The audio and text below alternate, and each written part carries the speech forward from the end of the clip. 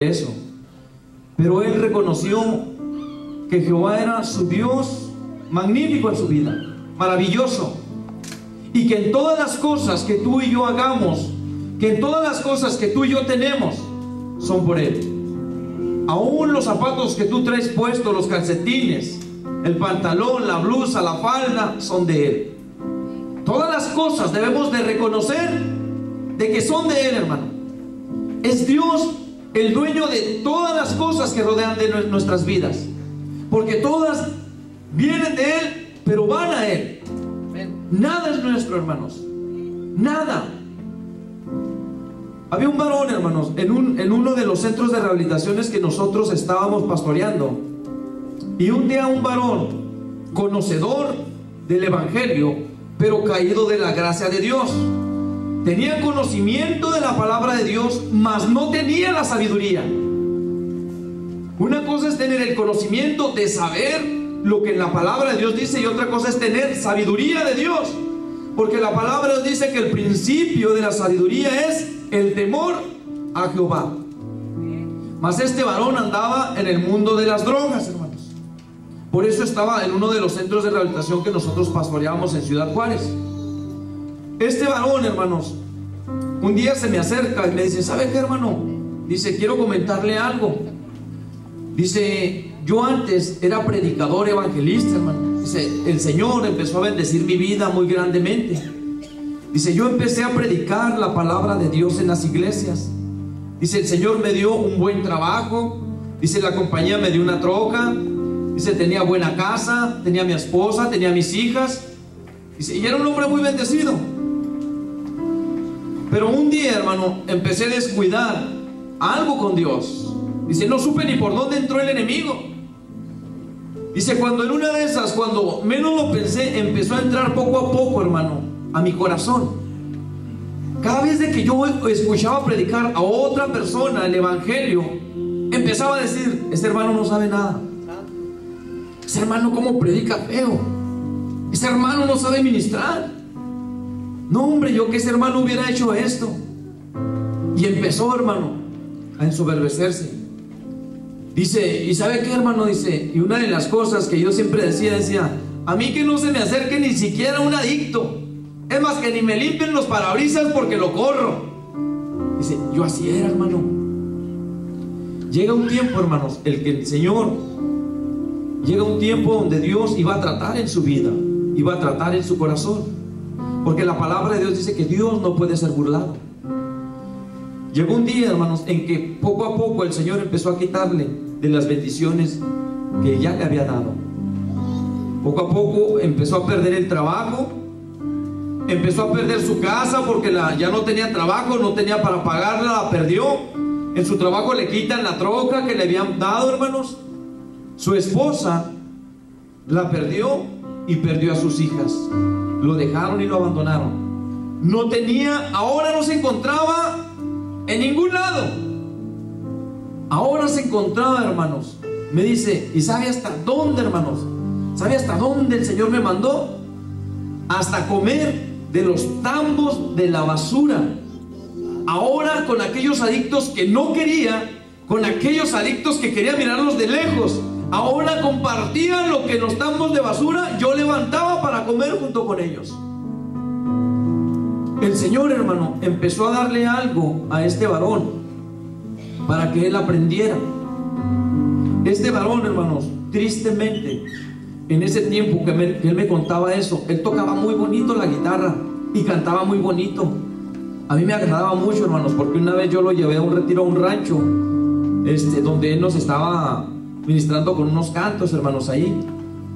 Entonces este varón, hermano, con el tiempo, aún contándome esto, el Señor teniendo misericordia de él mismo, con el director del centro de rehabilitación, empezó a ponerlo en contra de mí y de mi esposa.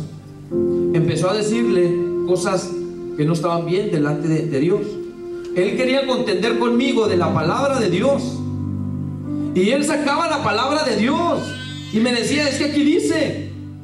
Y Satanás siempre te va a querer agarrar la palabra de Dios para también, hermano, acusarte, para querer atacarte también.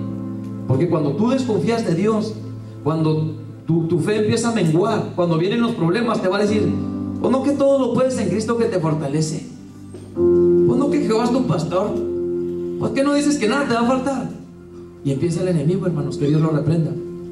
Este varón, hermanos, empezaba a contender, y dice la palabra de Dios que la palabra no se hizo para contender.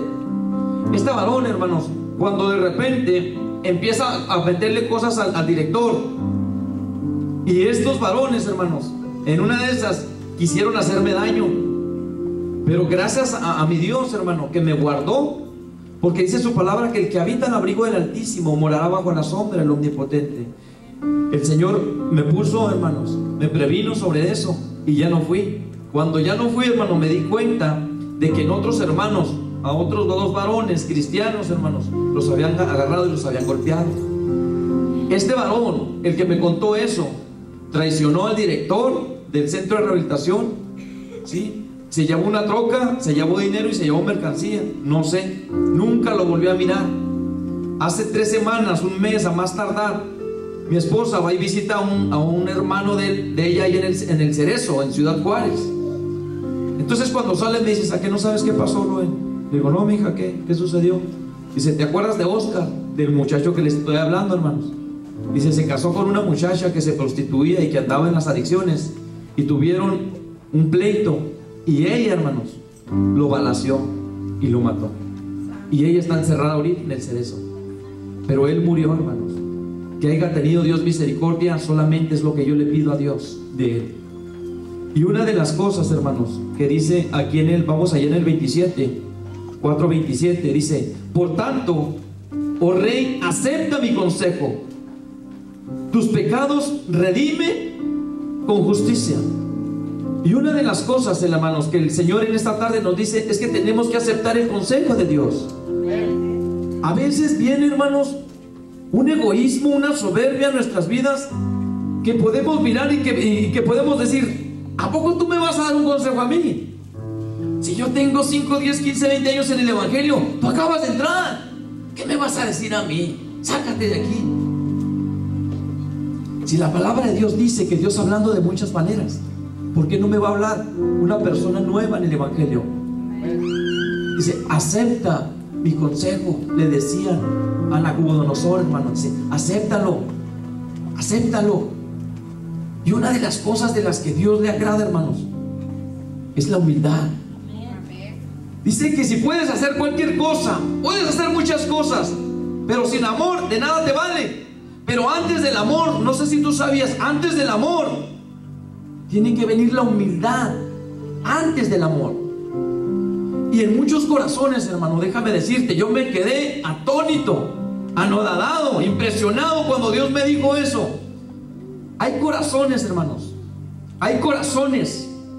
¿Sabías tú que un corazón espiritualmente es muy grande? Por eso siempre cuando no conocemos de Cristo hay soledad, porque sentimos un vacío, porque es muy grande.